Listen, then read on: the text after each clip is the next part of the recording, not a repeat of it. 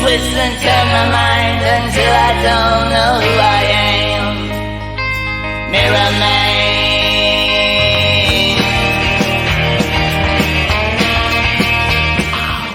Good morning and welcome to a new edition of the Arsenal Opinion Podcast. It's a Thursday therapy session, first Thursday therapy session of the season. I'm joined by Jacob. How you doing today, Jacob? I'm good, man. How are you? What's been going on? I love this part of the season because transfer window is still open. The weather is good. Every single fan base still has some hope in the system, and it's one game a week. And they're quite often like 3 o'clock kickoffs. You're not into that horrible sort of like cups, Europe. Like this is the purest part of the season for me, these first 3 games. So I'm in pretty good spirits. What did you think of the game at the weekend?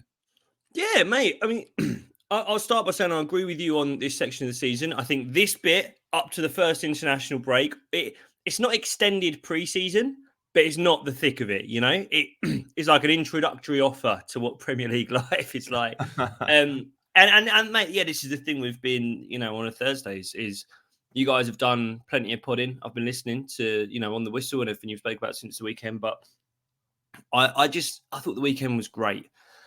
I know people have had gripes. I know, there was 10, 15 minutes where, God forbid, David Raya has to make a save. But I think overall it was great, man. And I think it's just so good to have us back. It's so good to have us back.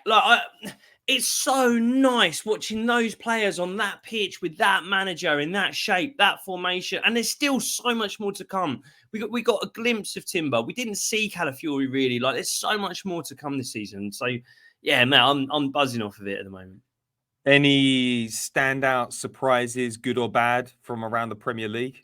Anything take you this weekend? Well, I thought Chelsea were actually all right against City. I have to say, I think apart from a few Nicola Jackson brain farts, they could have been back in that game. They've added João Felix. I went back and counted.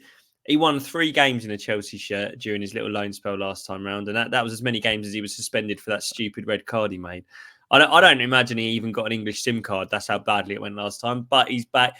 I've got a funny feeling for Chelsea. I've got a funny feeling that if Chelsea keep rolling the dice, they're going to land a couple of 6s. And they are rolling the dice. So as much as they seem to be the soap opera of the Premier League, the stuff Maresca's coming out with, I don't care if they're on contracts. I'm working with my 24. The rest can fuck off. Yeah, I mean, they're the story of the league at the moment. But I do think there's talent in the squad. Absolutely bonkers. Yeah, people keep on getting into my mentions. They're like, tell me who the talented players are. I'm like, listen, we can critique how Chelsea have moved in the transfer window, how they've treated their captain. We can critique some of the players that they've signed, but they've got quality in there. They're not, they don't have bad scouts behind the scenes. It's just, can they turn that mass of players into something cohesive, into something that feels like a team?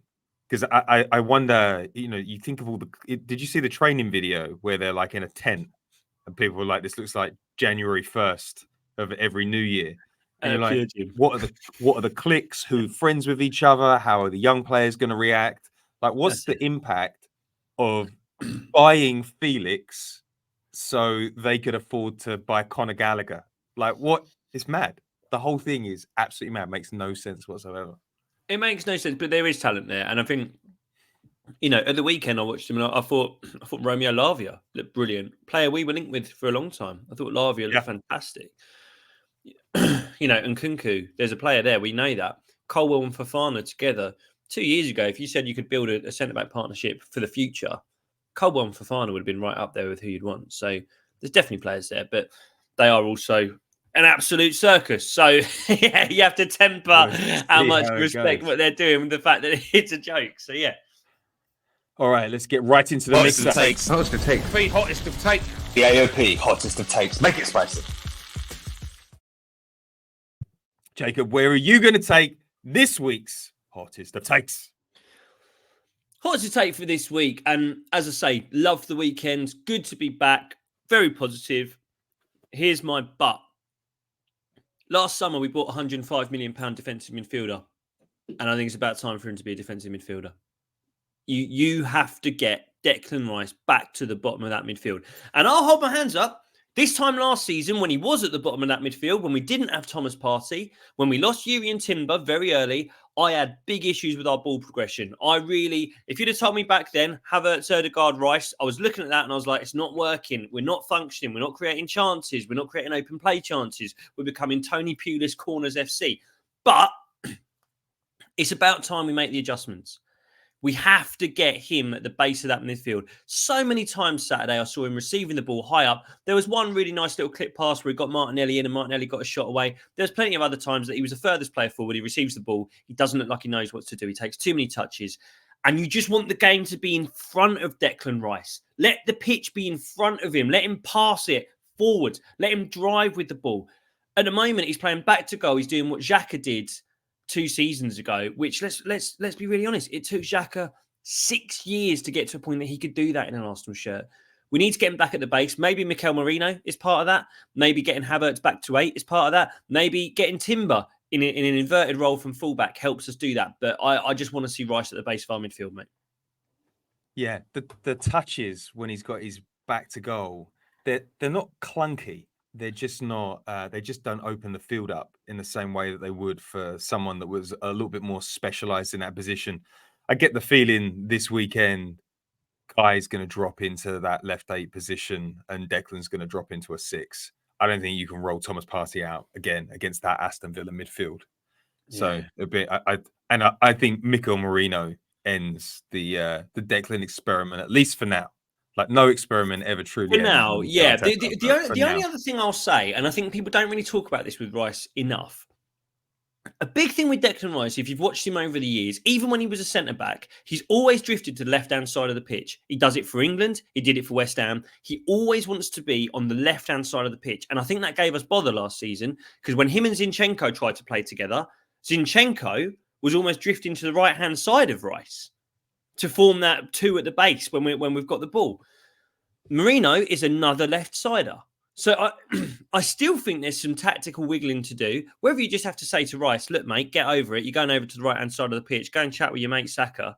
Whatever it is, that needs ironing out a little bit. I don't know about you, but I feel like the midfield is the final thing that just needs the Rubik's Cube to click. I know we need one more forward, but the forward line itself is functioning. And I have to say, Havertz as 9. I do just think the whole team looks so good with him there. Defence, we're settled, and I thought Zinchenko was really good at the weekend. I think the midfield is the final thing. You just need to twist that Rubik's Cube a couple of times to get the perfect combination of elements and players in there. I like that. All right. My hottest of takes is Jakub Kiwior is going to be our biggest summer sale. No one's talking about him, but I think that there is a case to be made that there are a number of clubs looking for a defender of his profile. First one we know for sure, like Newcastle have been throwing £65 million offers at Crystal Palace for Guehi.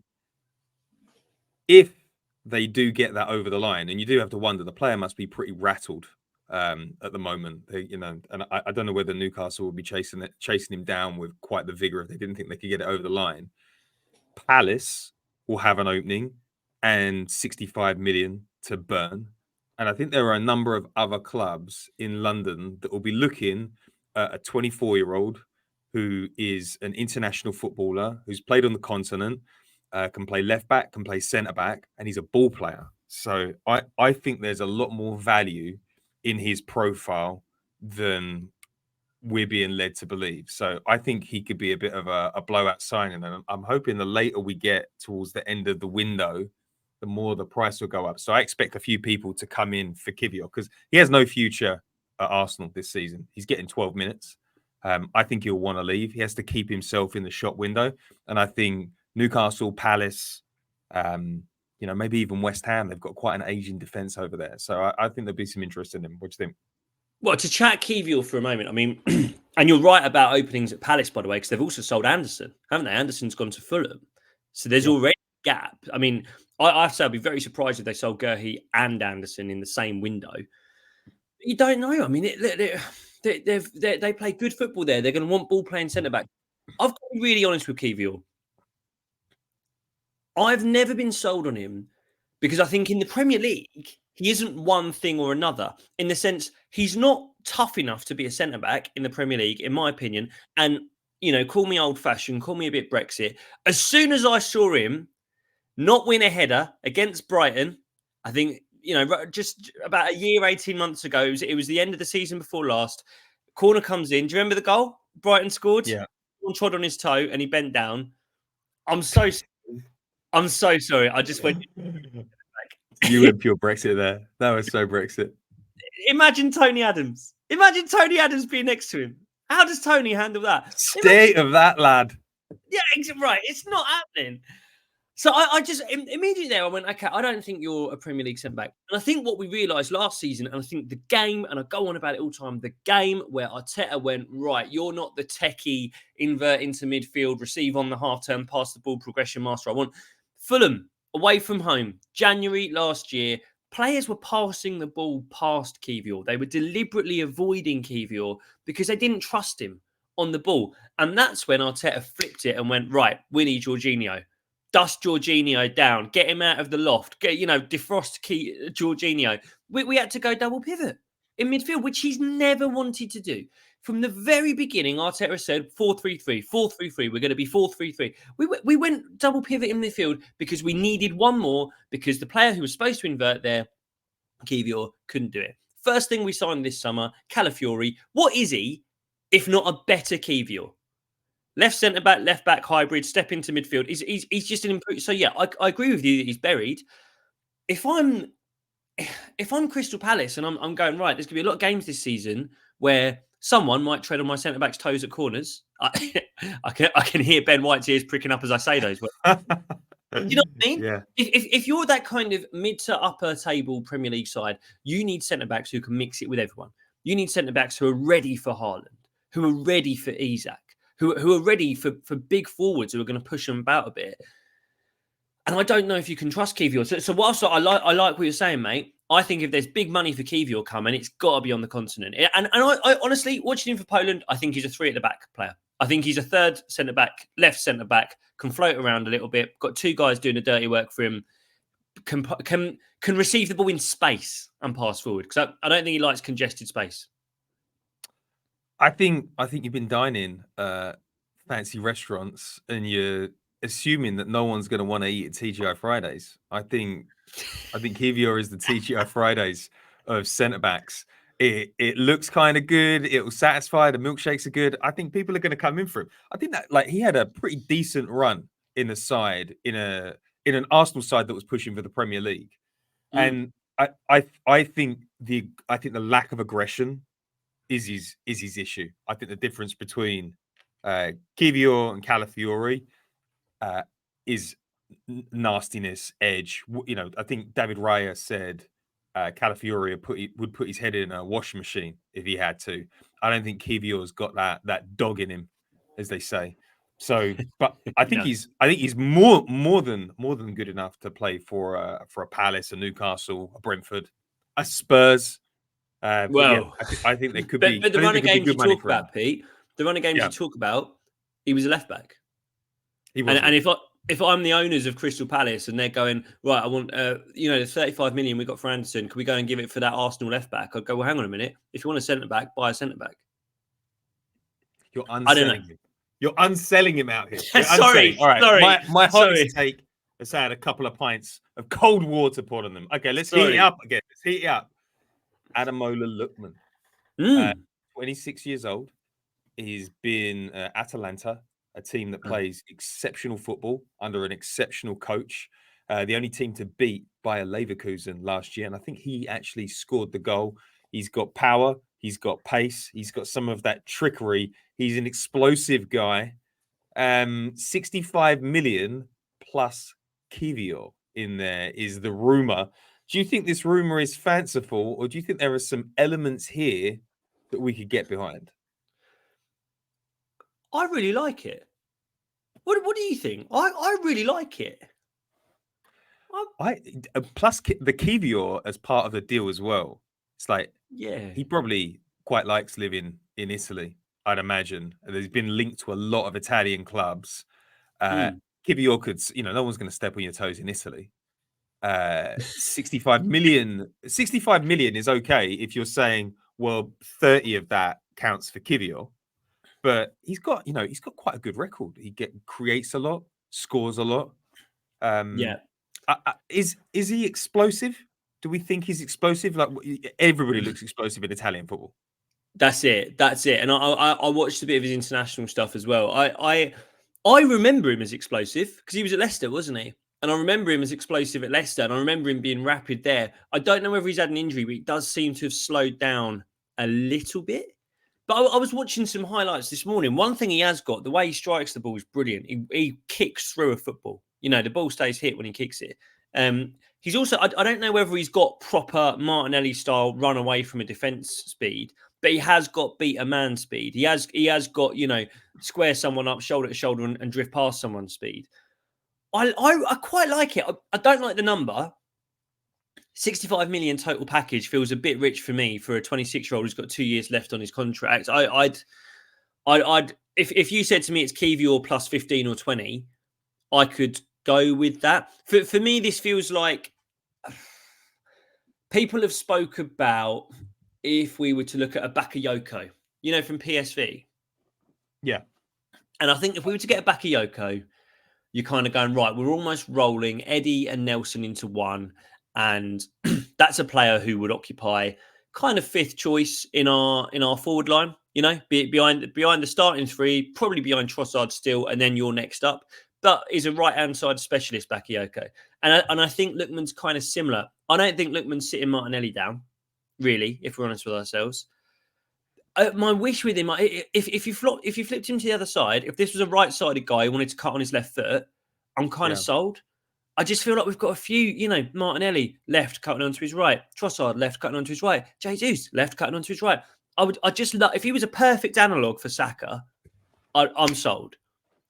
I just wish you could flip him. What do you think? So I think it's a really interesting one, this, and it feels a bit Mikel Merino, doesn't it? It's not throw your knickers in the air, exciting stuff, but maybe this is the grown up thing to do. Yeah. Interesting looking at the list of clubs he's played for. Leipzig, 24 appearances, 5 goals. Fulham, 35 appearances, 4 goals. Leicester, 8 goals in 42. Everton, 4 goals in 48. Charlton, 12 in 49. And it's really come together for him at Atalanta. And the thing that interests me about this transfer is Atalanta play football that's highly technical. They play the beautiful game. And indeed, I think that will suit Arteta. So he finally, a lot of, there's been some decent managers that have picked up Lukman and given him a chance, and it's never quite clicked for him. But Atalanta is a club where it's worked. He's won a trophy there. He's 26 years old. This feels like a kind of Trossardi signing for me. Yeah. It's a little bit left field. I can't imagine that we're going to put anywhere near 65 million for him. I mean, his transfer market value is 40 million euros. But it's interesting. It's one of those ones that nobody's looking at. And I do feel like the sort of wide positions this year, we haven't really been heavily linked with any forward outside Sesko. Like that, David Ornstein hasn't had us in for anybody. Like Nico Williams at the start of the summer, but looks like he's saying. So this could be the sort of curveball or the sort of signing that opens up towards the end of the transfer window that could be interesting. Do you think he would come in on the left? Do you think he would have to be in on the left? I think he has played across the front line a little bit. I do think he's moved around a bit. So you'd like to think he could plug and play. And one thing we are starting to see more of, to be fair, is Martinelli moving over to the right-hand side to accommodate Trossard on the left. So you could say to yourself, well, look, Lookman plays on the left and Martinelli goes over to the right-hand side. It's a body, I think. It's another body. It's a natural wide player. I think maybe a more natural wide player than Trossard, just because he has got that pace from the starting position. He can beat his man. He can start on the touchline and influence play. And I don't always feel like Trossard can do that. I think this one speaks to the fact that in the past, Arsenal have got to the end of the transfer window, and if the real right guy isn't there, they go, we're not doing anything. This feels like Arsenal going, we have to do something now because we have to win something.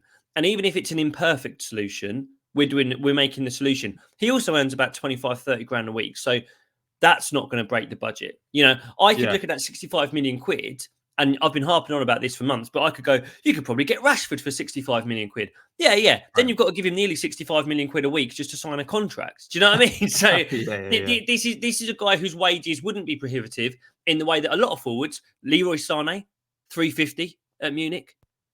God knows what Rodrigo at Madrid earns. So we've spoken about these very high-profile forwards all summer, Sané's, Rashford's, blah, blah, and we love the idea of that. This guy probably didn't score that many fewer goals than either Sané or Rashford last season. He earns roughly 10% of what they earn.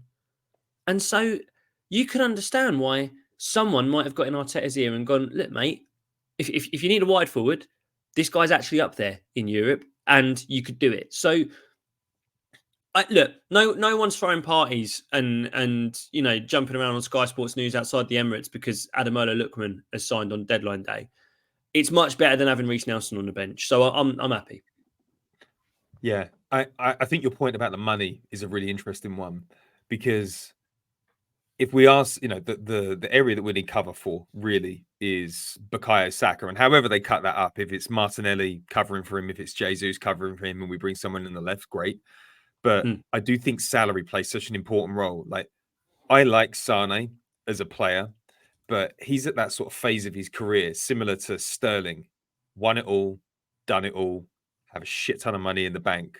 And I sometimes, like, there aren't a lot of players that get to 350 a week, 70 million transfer fees that really work out. Like, signing players after 27 always comes with a risk of, this isn't as exciting as it was at City. You know, like, I know Rodrigo isn't the same age, and I know that he's already been starting games, but like picking up players from Barcelona on massive money that have already won La Liga and they're South American, and Madrid and Barcelona are like their top thing. I think when you sign a player like Lookman, who's been a journeyman, who's kind of got it together, and you take their salary from 30 to 90, they're going to give you a good 4 years. Trossard, like, we pulled Trossard in from the river, gave him a shower, put some new clothes on him, and made him a star. And I think he plays like that. You know, like Dennis Bergkamp came to Arsenal late after some horrible experiences. Inter, Thierry Henry, like, he had some problems. We fixed him. Patrick Vieira. I take him from the really prestige club, taking players where it's like, is he coming to us because Bayern have said he's not very motivated now, doesn't want to do the running? Like, I feel like a Lookman comes in and he does the work for you. He's coming to run. And look, I just quickly did the stats. Sane, 10 goals, all competitions last season. Lookman, 16. One of them's turning 29 this season. The other one turns 27. And the other thing with Lookman, as you say, bit of a journeyman, been here, been there, been at some lower level clubs that don't have much of the ball. And what happened? He got to a club who keep the ball, who play nice football. Bang, he starts scoring goals. You know? You have to wonder sometimes. There are players in our system, players who play for our club. Send them to Fulham for a season, see how they get on. You know? Yeah. There are probably players at really good clubs who love having the ball. Attacking players who, when you've got 70% possession and your team creates 25 shots on goal every single game, yeah, you have 4 or 5 of those shots and yeah, you get 1 or 2 goals. Put them in a team where they get 6 shots a game at Leicester. And see how many goals they score. See how many of them they're the one that does it. And think about how young Lookman was at the time. As you say, he went to some smart clubs. Atalanta aren't idiots. We you know, Nor Leipzig. Nor Leipzig. Yeah. They do. And teams like Leipzig especially, they crunch numbers before they buy players. They have a real good look at your underlying stats. I could go for this. I really could. And I have to say that there's a big argument that this would be a smarter move than a Sane. It'd be a smarter move than a Rashford. And there's so much less risk. Because if in 2 years' time this hasn't worked, you can move Lookman easier than you can move Reece Nelson. You can't move Sane. You can't move Rashford. You know? Yeah. I don't really want to sign a 29-year-old for 350 grand a week to be a backup to Saka. I also think that has the propensity to cause disruption. Listen, this conversation has sold me in. I'm all in. Lookman to Arsenal. This is what therapy's for. This is what therapy's for. Let's go back in time. Let's go back in time to a period that were known as the banter years. and there was a player called Xabi Alonso who was reported to be driving around the M25 waiting for a move to Arsenal. The move came to nothing. It feels like one of the biggest misses in Arsenal's history. It's right up there with Luis Suarez, Higuain, but the Alonso one really stung. There was a little bit of denying. We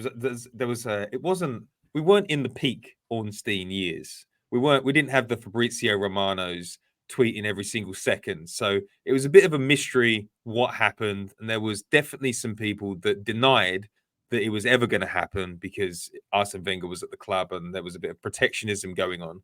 Well, Rafa Benitez had a really interesting podcast where he poured cold water on it and basically said he was coming to Arsenal. Kind of some injuries, some Champions League problems kind of scuppered that move. And then he went on to have the best season ever under Liverpool. Jacob, I wanted to get like two takes on this. What could have been if Alonso had joined Arsenal? How big a signing could that have been? And then the second one, I'm quite enjoying, like, I don't want to enjoy the overlap, but that conversation that Carragher's having with his old manager, where he's kind of prodding him about decisions, it's compelling YouTube stuff, man. It's really, really good. Mate. So, I wanted to get your take on both of those. Well, look, anyone who's watching this, are we sticking this out on YouTube, Pete? Would people be able to watch this as well as listen? Yeah. Yeah. Anyone watching this will see there's a filter on that Pete taught me into trying a couple of episodes ago and I've left on. So I look young, fresh and pretty happy on this. As soon as you mentioned the idea of Xabi Alonso, how he could have been an Arsenal player, I think I've aged by about 20 years. It kills me. Because look, mate, you must have been the same as me. For the latter end of Arsene Wenger's reign at Arsenal, just buy a holding midfielder. Just buy a midfielder. For God's sake, just buy one, man. And he was the best. He was the best. The smartest, the best ball player, but also tough, also big, could also stop. Oh, my word. What we would have been. I mean, which I'm struggling to, and even I watched the full episode, I was like, which team would he have joined? Which was that the summer of 2012? Am I right in thinking? Yeah, I think so. Was it the season after Cesc left? Who left? Who was he coming in to replace? Or was he coming to play with Cesc? I mean, see, that's what I'm trying not to think. I'm trying not to think about a Fabregas, Xabi Alonso midfield because I won't sleep tonight. If I think we could have had a midfield that included Xabi Alonso, Cesc Fabregas, Sami Nasri at his pomp, Van Persie ahead of them, Hleb was around, Rositzky. Oh God. Arsene Wenger will have shivers going down his spine, sat in his FIFA office somewhere, just at the possibility of what that could have been. Some of the discourse around that era, people don't want to go back. People want to pretend that they weren't part of it. But I remember distinctly that people were trying to rewrite the idea that you didn't really need a holding midfielder. You didn't need power in the squad. People would take the mick out of fans that wanted a passionate manager on the sideline. They called it passion merchants. And it's like all of these things that the kind of intelligentsia of Arsenal fans would mock. Arteta does them all. Arteta is a passion merchant on the sideline. He loves he likes a big number 6. He likes tall boys. He likes aggression. He likes dual winners. Everything that era of fan was like, like 5 number 10s is what we need. Arteta's like, no. We're getting back to power. We're getting back to what Arsene Wenger started with his OG teams. It's very interesting. Well, and it's also, I do wonder if you were to sit Arteta down and you would say to him, honestly, mate, how much Guardiola are you and how much David Moyes are you? Because I think there's more David Moyes in there than people would like to admit with the size 100%. And the power of some of the players in there. To answer your second question, mate, more about how much you're guiltily enjoying the overlap. Look, this is where football media is. I don't think it's a coincidence that someone like Gary Neville has looked at the success of online fan media, be it club-specific stuff like you and I do, Be it things, I obviously do the Kickoff with True Geordie. There's been so many kind of spin-offs and imitations of that show, the Club, all those other kind of shows. There are hundreds of them now, Pitch Side with Tom Garrett and all them. And I think what Neville and the likes have probably done, they've looked at what those YouTube shows do and they go, A, you can make an awful lot more money from owning your own YouTube empire with the overlap. And it's all yours. All the revenue is yours. And, whatever Sky can give you as a day rate, it will never match owning your own channel. But B, it means they can do what they want. I do wonder if you said... They're making fucking old loose. fashions and Negronis. They're eating croissants half the time. I've watched Eat and Right eat breakfast every day for the last 6 months. I know what they eat. I can recite Jamie Carragher's Nando's order because I've eaten them. I've watched them eat so many times. But also, I do wonder if you'd have said to... a Monday Night Football producer, should we get Rafa Benitez on? They might have gone, oh, what? Dry, miserable old Rafa? Do we really want Rafa? Whereas if when Carragher goes, look, when he gets chatting, he's really interesting and he'll tell you the truth. And also, it's one thing when Rafa's got a Sky camera on him, but when he's got his old mate Jamie passing him croissants and passing him the Deliveroo on the phone to say, get what you want from Nando's, Rafa, he opens up a bit. He's more comfortable. He says things that he wouldn't say. The amount of interviews I've seen people do on there where they've definitely said things they'd never say on another channel. And I'll tell you what, the one thing I've really got from the overlap, Wayne Rooney is fantastic value. Isn't he? He is, yeah. I bet he's fun. I bet he's fun. He's funny. He's a wind-up. The stuff he came out with. Did you see what he said about Lampard and Terry, where he said that at England they used to get the masseuse to rub their feet till they fell asleep? And both of them came out and was like, that's complete bollocks. He's made it up. He's just doing it to wind them up. I think it's great.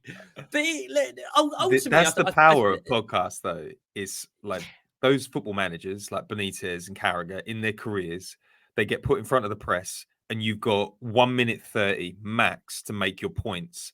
And the mission usually is to get out of there without saying something that causes a headline. Once you get into a podcast zone, and you know it because you do podcasts all over the place, people forget they're even there. It's just a chat. They're like, and all of these interesting things come out, these little arguments that happen between them, and then it like the overlap feels like kind of not a locker room. It's I don't know, like going to the bar after. It's really good stuff, and the numbers. Going to the bar. You've hit the nail on the head, mate. When we go to the Emirates for a 3 o'clock kickoff on a Saturday, we don't make sure we're home for the build up to the game. Do you know what I mean? You don't go right. I need to get to the game, but I also want to make sure I catch the build up on Sky. You go, bollocks to that. I'm going down the pub. I'm going down. I want to go and listen to interesting football conversation over a drink. And that's what they've nailed. And that's what good fan media, and I hope that we do that. What a good football podcast should feel like is you've met your mate down the pub for a beer and they've gone, have you met this guy? He's done a bit of work around the club. He's done this. He's been talking about football for ages. And then you have a beer with him. And that's what it should feel like is a good pint down the pub with someone who's got a different point of view or an interesting point of view, or who might have a different perspective on it, as a Rafa Benitez does. So, yeah, I don't love saying it, but I think Gary Neville's nailed it with the overlap. He's fucking done it again. He's done it again. All right, let's move on to the next topic of conversation. I like this one. I said at the start of the summer, no club is more desperate to sell a player than Napoli. Victor Osimhen, he's got a transfer fee around his head of 120 million euros. I think they thought Chelsea were going to do it. And who wouldn't? Who wouldn't? You've got a 130 million pound player. Twitter likes it, so Chelsea like it. He has not got a move. It doesn't feel like he's got a bid, but he is being linked with Arsenal FC again. Wanted to get your take on this. Do you think that this is a link because Arsenal have a striker need now? Eddie looks to be off, or do you think there's some truth? Could an Osimhen do what Kai can't?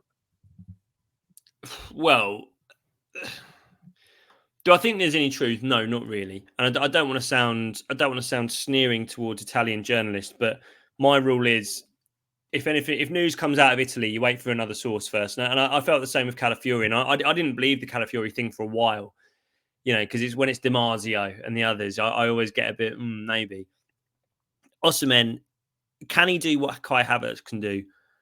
I'm not sure, to be perfectly honest with you, mate, because I think Kai looks brilliant there.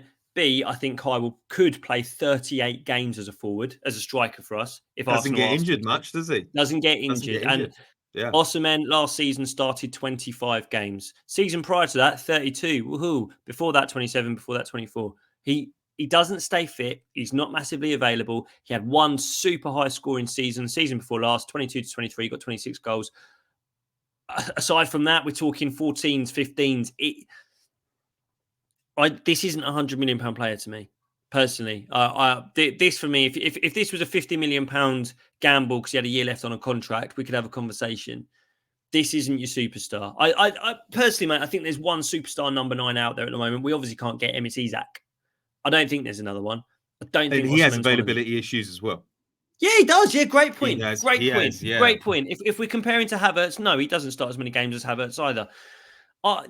I've never loved the Osimhen links. And I say that, by the way, if he goes to Chelsea, I'll be terrified of him. Do you know what I mean? If he goes somewhere else, I will be like, oh God, I'm not looking forward to the game we have to play against him. Although I have to say, I've seen videos of Calafiori absolutely pocketing him in Italy. But no, I've never felt it's legit. I've never wanted it to be legit. I don't know. There's something about this doesn't feel right. I don't know about you. Is there? Would you want this? Here's the hot take, and I think you kind of lent into it. I think Kai's a better player. I think Kai is more of a number 9 for Arsenal than Osimhen could ever be. I think Kai is would be a more effective number 9 for Arsenal than Isak as well. I think than Isak. Isak is. I think Isak is. I think he's good at running. He's great at running channels, but I don't think he can do Kai things. I don't think he's as relentless. I think he's got. I don't know whether this probably sounds stupid. He's got great striker technical instincts, but I don't think Arteta wants just striker instincts. I think you need a more complete player, and I think Kai Havertz.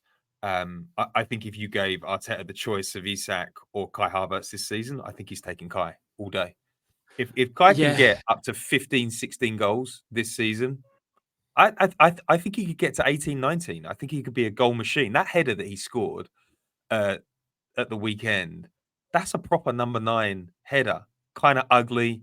It's what we want from it's an Osimhen header. It's an Osimhen header. Yeah, if we'd have signed Osimhen, and if we signed Osimhen this summer for 100 million quid and he scored that goal in that first game, we're like Arsenal fans are running around London telling everyone how we're going to win the league with those 100%. Kind of goals. Yeah. And Isak, I tell you what Isak has that maybe Kai doesn't. Isak's got the magic. He's got those like little, like curlers into the top corner. He's got some of that special sauce. But I think Arteta wants a rugged, bully boy striker that can put his head on the end of anything. And I think Kai's got that. Like Kai's got scruffy goals in him. And I think we're going to need that this season. Don't think Kai could deliver that at the start of last year. But since the turn of the year, he's fancied himself as a bit of a striker. Since he scored a goal from left back for Germany, his fortunes have completely flipped. And I don't think we're looking at Kai as a £100 million striker right now, but I think he's going to deliver to that this year. And that's why I don't think that we'll go anywhere near Osimhen. And I think that the move will be next year. I think we'll go back in for Sesko next year. Someone with a high ceiling.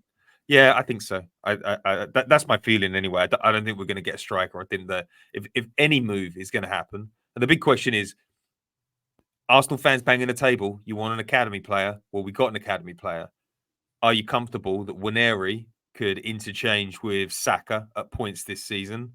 Or alternatively, you've already said it, Martinelli can play on the right, and Jesus can definitely play on the right. So maybe we're overplaying the need for a £100 million winger. It would be nice, but wonder whether Arteta is going to give Waneri some minutes over the next 5 months. Because if he doesn't, the player will go, right? He'll complain. I think he's a midfielder, Nwaneri. I just for me, Nwaneri's a midfielder. He's an interior player. I don't think he's got the legs or the speed to play on the outside of the pitch. And by the way, I kind of think similar about Trossard. I just think we're one light. I just think we're one player light. If you were to get an injury to Martinelli tomorrow, I think we look really light. I'm not even going to mention. Would have been the one, right? Neto would have been the one. Neto would have been the one. Chelsea. He would have been. He would have been the one until he did get an injury. Yeah, that's true. Yeah, this is, mate. The funny thing about Osimhen, more so than anyone else I've seen in the transfer window, people get really defensive of him. There's such an emotional. I think people look at him and they go, he's the surefire answer. He's the most obvious. Yes, that guy works. And as soon as you pour scorn on that, there's no other transfer link where people get so upset if you don't like that link as Osimhen. I don't know why. But yeah, he's. I don't see it. And I think like you say, there's so much that Havertz does outside the box, and Osimhen might as well be switched off when the ball's not in the box. He's just not alive. He's just not on the pitch. I don't see the pressing, don't see the linking. What Havertz does, even more so than Jesus, I think, is makes the rest of our forward line come alive. He makes Saka look better. I think he makes the rest of the team. He makes Ødegaard look better. I don't think you see that of Osimhen. I kind of agree with you that I think it'll be a forward rather than a striker if we do it. And in terms of profile, it might be closer to a Nelson than a Saka. People aren't going to like hearing that, but I think it could be more of a Bakayoko from PSV. That's a young guy who could get a lot better. It's a high ceiling, and that's not someone who's going to walk through the door, demand to start games in the way that an Osimhen. He caused us problems. Oh, he did. Bakayoko caused us problems. He was a. I like him. I like him too. Right-sided left footer. I could really be sold on Bakayoko. I don't mind. Again, if the number's right. No, not Osimhen. In terms of next summer, there's no guarantees out of Italy. There really isn't. Even Calafiore, we don't know. Is he going to be able to hold up to the rigors of the Premier League? The only guarantees you can get are from the Premier League these days, in my opinion. Completely agree. All right, let's move on to another topic. This is, I don't know whether a fallen star is fair, but Charlie Patino, he was the hype guy. We were thinking, have we got another Smith Rowe? We got another Jack Wilshere. We got another kid coming through the ranks. Scored a couple of screamers that made Arsenal fans fall in love with him. His development has stalled, and he's gone to Deportivo La Coruña.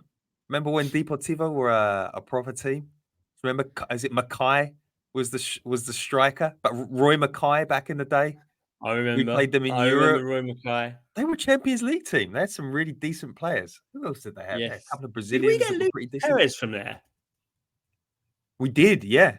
We did. Is that where we got Lucas from? I think he's still there, actually. We've got him or we stole him there. Yeah.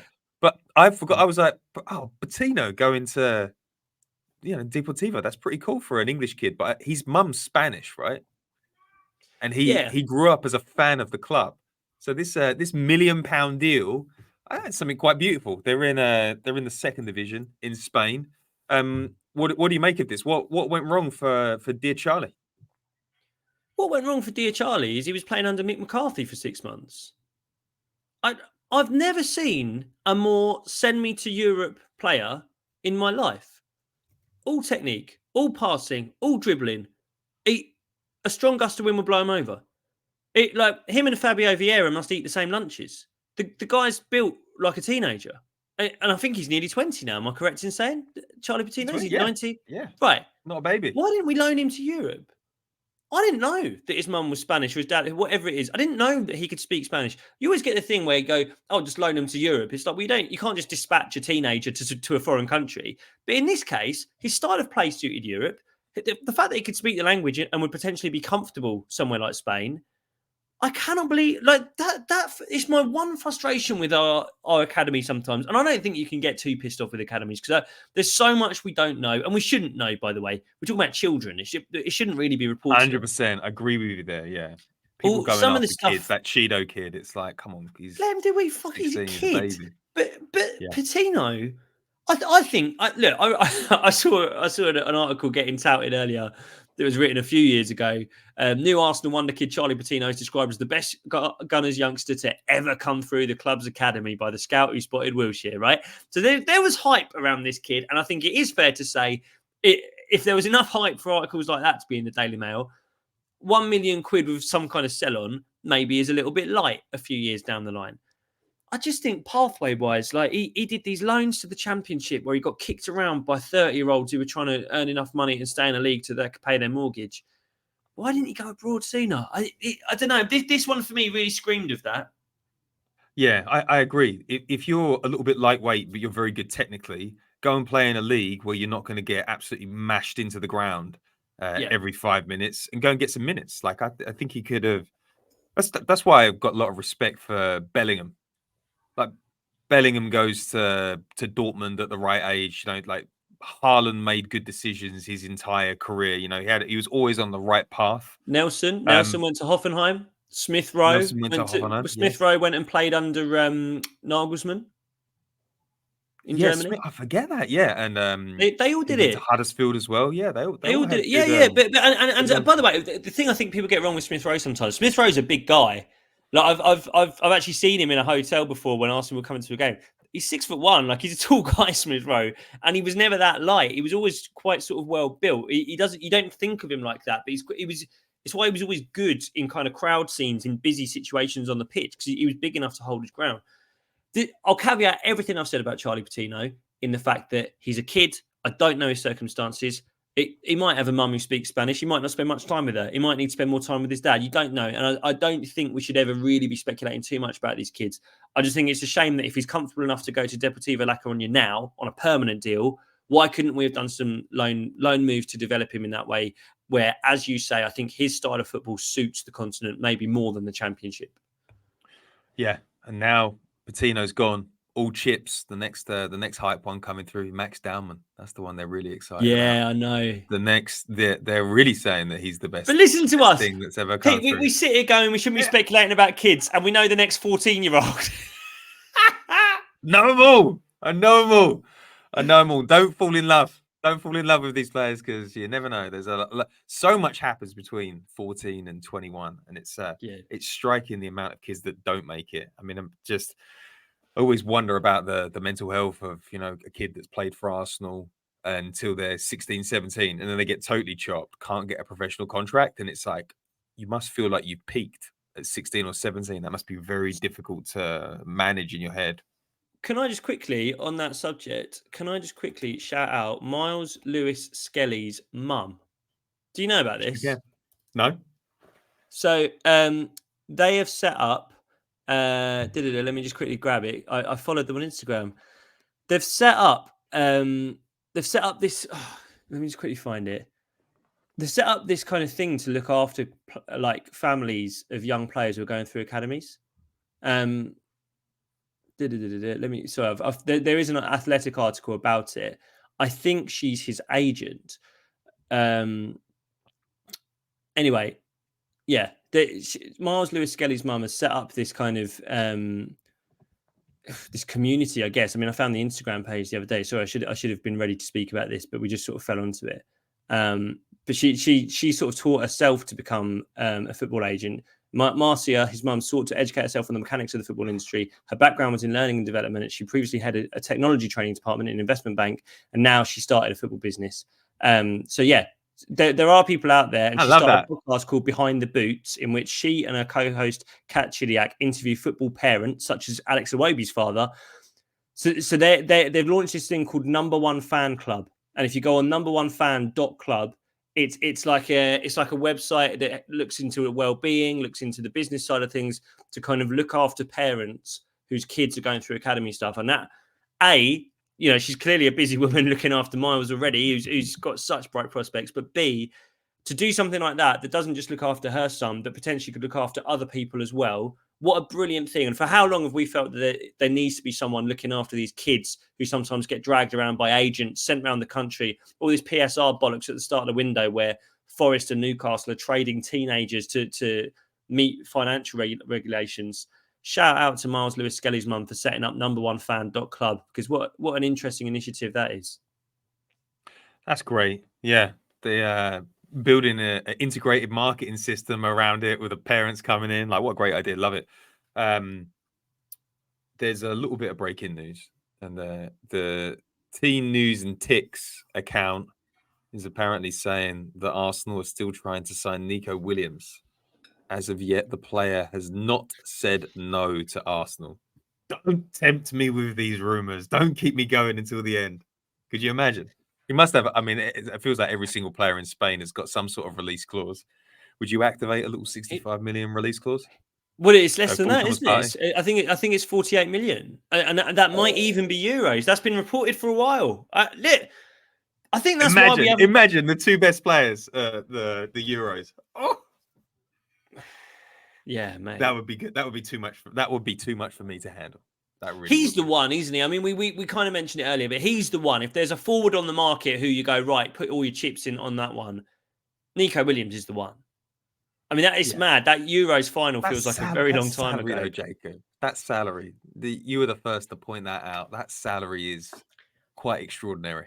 If he's that good, you pay it. If he's that good, if you think he could, put it this way, well, we know that man like Matt Candela, believes that Nico Williams could come in and bench Martinelli, right? Now Martinelli's on 200 grand a week. It's true. So, yeah, maybe the guy who benches him should earn more money than him. Do you know what I mean? The ruthlessness of Arteta, if he did that, you'd be like, this is insane. This is insane. Do you think you could sell Martinelli on 200 grand a week? Just speculating. Like, if you put him on the market now, would a Liverpool or a United come in for him on 200 grand a week? It's a great question. Maybe. Klopp always loved him, didn't he? He's the kind of player that I can imagine people going, oh, no one will want him. And then someone like Guardiola just goes, I'll fucking take him. I don't think. I mean, he's still very young as well. He's like, everyone, we're all right. No one's writing him off, but everybody's questioning. You know, where are you at? You're playing like 120 grand a week player at the moment. We're not getting the full 200. We're not getting the Saliba, Kai, sort of treatment out here. You know, no, he's not playing like Saka. When you give a player a contract, you should give them a contract for what you think they're going to be rather than what they are. It was what was wrong with the Aubameyang contract. We gave him a contract for what he was rather than what we thought he would be in 2 years' time. So we did the correct thing in Martinelli. We gave him what he thought we were going to be. And let's remember, we gave him that contract at the end of a season where he just scored 15 Premier League goals and was our joint top scorer in a season where we nearly won the league. I'm not writing Martinelli off. And I'll tell you what, if we got Williams, I would not want to sell Martinelli. No way. You do 3 into 2. Nico Williams scored 6 goals last season. He needs time to acclimatise to the Premier League. He'd be the youngest of the 3. He might have a disgusting forward line. Oh, there's so much that the density of talent in that forward line would be. It feels like. Do you remember old Man United teams where you had to beat them twice? Because if you beat them while Van Nistelrooy is on the pitch, doesn't matter because Solskjaer's coming on. If it's while Andy Cole's on the pitch, Dwight York's coming on. That's what it'd be with Arsenal. It's like, well, if you stop them scoring while they start with Martinelli and Saka, just wait till 60 minutes when Nico Williams comes on, and then you've got to go again. Fullbacks would be trying to come off the pitch. You'd need to swap your fullbacks because they'd be done. Yeah. 60 minutes of Martinelli, and then they look at Nico Williams, they'd be going, please, get me off. Oh, that'd be wild. It would be so good. That would take me back to the era where Wenger would put 5 forwards on to finish out a game. Kanu's coming on, Wiltor's coming on. Shamak's getting ready. Mate, listen, we're not talking about Adamola Lookman now, are we? We're not thinking about Adamola Lookman anymore. He's 30 grand a week. All right, last topic of conversation, because I just wanted to get your take. Eddie Nketiah feels like he's going to go to Forest. They're dithering over the salary, apparently. I can't imagine that, really, 120k a week. I mean, what did they give Jesse Lingard for that season?